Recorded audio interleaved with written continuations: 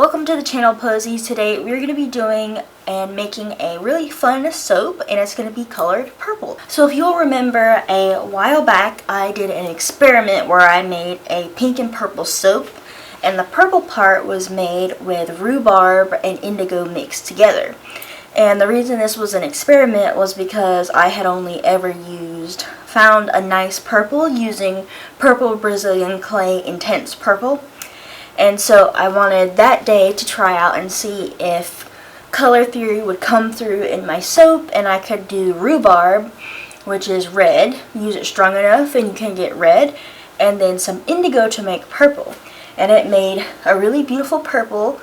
I can pop up a picture of what that looked like, and it did not fade at all. It did not color morph and change during the curing process or after saponification. It looked really nice, and it was even more vibrant than the clay. Even though the purple Brazilian clay does make a nice purple, it is not as accessible to, I know, a lot of you guys, and it is also a little bit more expensive. So today, that is what we're going to be doing, and I'm going to be giving you a recipe and all of that stuff, because the first time it was just an experiment. I didn't want to lead you guys astray, but I know that this stuff makes a really nice purple, so we're going to be doing that today. So if you want to check out a video where I tell you fully how to do an infusion, that is in my classes playlist, and that is my herbal infusion class. That's where I show you how to make infusion, because the only infusion we're using today is our rhubarb infusion. And it's very simple to make, but you do have to that's a little couple steps you gotta do. And so if you want to figure out how to exactly make the infusion, you do that. But I'm going to read off the recipe real quick so you guys can make this yourself, and then I will tell you kind of what we did for our color so you can achieve the same thing too. So we've got 33% coconut oil, 33% olive oil pumice, 15% palm oil, 5% mango seed butter, and then 14% sunflower oil high oleic. And so for our rhubarb, we have a olive oil pumice infusion, and so we took that and used that to measure off our entire olive oil amount. Sometimes for infusions you might want to do, if you have 10% of olive oil, you might want to do half of that your color and half plain olive oil. But because we want our rhubarb to be a nice bright red, we did the whole amount of olive oil. I do a 50-50 water discount, so that helps with soda ash and water weight, and I will let you super fat based on your skin needs. And also today we are going to be testing out a new essential oil blend.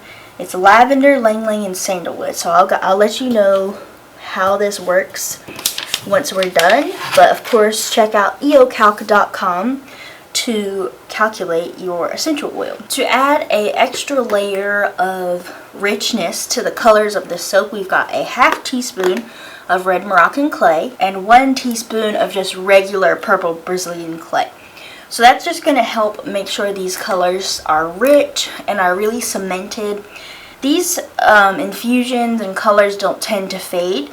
Like I said, when we tried this, they did not fade at all, but just to add some nice skin silkiness, this will be nice. We also have our sugar water.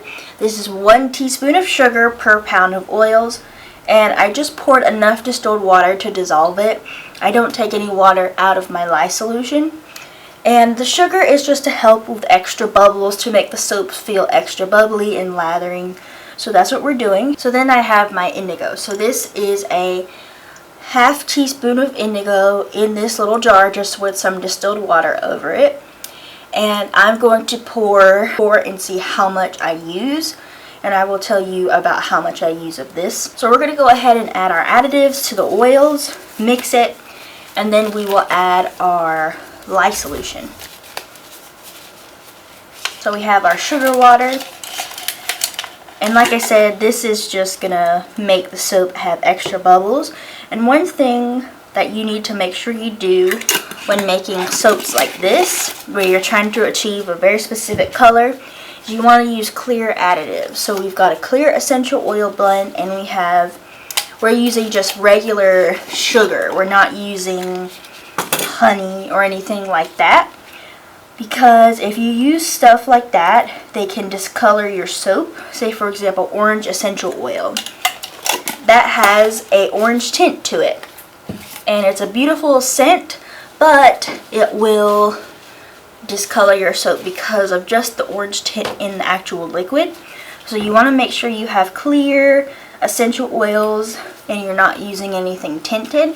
And I say honey because honey will, even though it's just sugar, it will turn your soap brown. So we are going to put our clay mixture in here. And then I'm going to bring you in so you can see me blend this. So now we're going to blend this all together and all of the powders, and then we'll add our lye solution.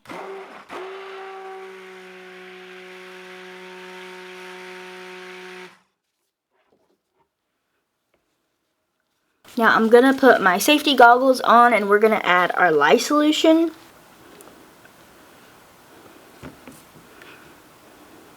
And of course, like always, we are soaping at very cool temperatures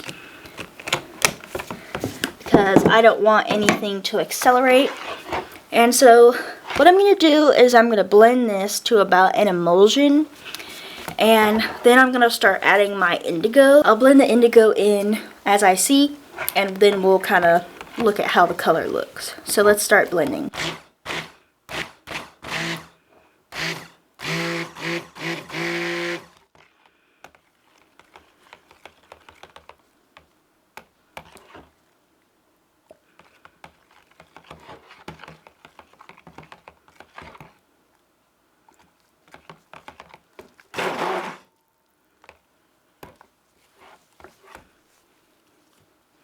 So I'm going to start adding maybe about a quarter of this.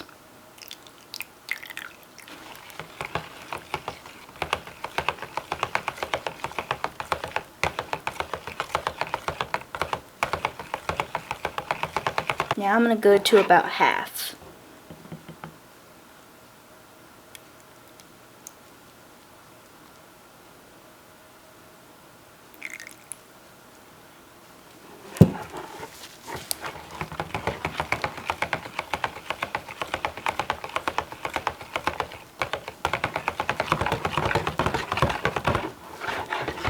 I'm going to call this color good. It looks pretty pink on camera right now, but right now it looks a very nice plum purple.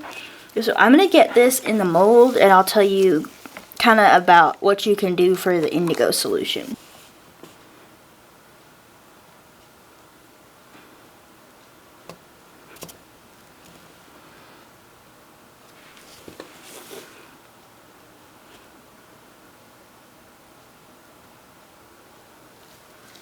So this is how it's looking right now. So I'm excited to see how that will come out. I know, like I said, it's a little plum, it's like a plum purple right now, but that's gonna work great because that's how it was last time.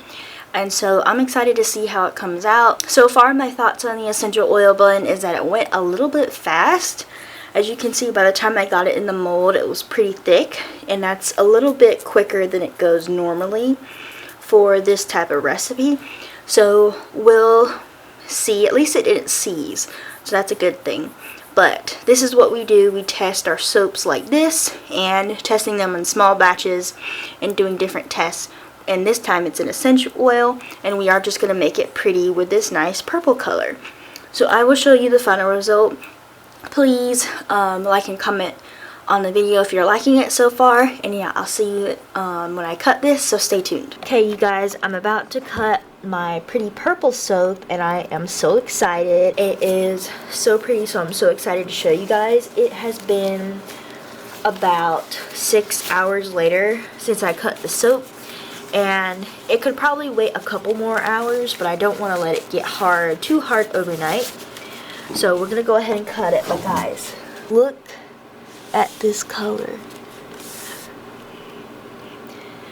It's so pretty, and as it sits, it gets darker and more purple, and I think it is so beautiful.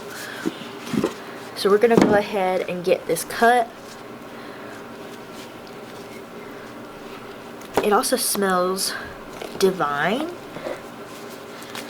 because we are trying some new essential oils, like I said, and it smells really good. And so I'm really enjoying this blend so far. So we're going to get this cut into bars, and then we'll put it back in the mold and make sure it goes through gel phase. So it's still going through gel phase, that's why the middle's a little bit darker. Look at that color so far. So like I said, I'm going to put it back in the mold while it's still saponifying. So right now, because I'm cutting it within 24 to 48 hours, I'm going to just put it back because it's still kind of new. And I want to make sure this color comes out really nice because we worked hard to get this beautiful color. And so that's what you do if you want to make sure you get a nice color on your soap. So here are some of the bars. I am so incredibly happy with how this came out. And like I said, I know I've done a purple before, but it was more of an experiment. And like I said, you do 100% rhubarb infusion for all of the olive oil you have in your recipe. And then I would recommend for 1 loaf of soap, so just this 1 loaf mold that I have in the description, I would do about a 1/4 teaspoon of indigo tinctoria. That is the indigo that I use. Indigo tinctoria, I get it from Etsy, and that is just pure indigo powder. If you get any other type of indigo, it'll turn green. Your soap will turn green, and it won't be that, and it won't make you that nice, beautiful blue or purple soap. So you want to get indigo tinctoria, and I get it from Etsy. And so, yeah, I'm super happy with how this came out. If you guys enjoyed this video, make sure to like and subscribe. Comment down below where you're from. I love to see stuff like that. And yeah, I will see you guys in the next video. Thank you for watching.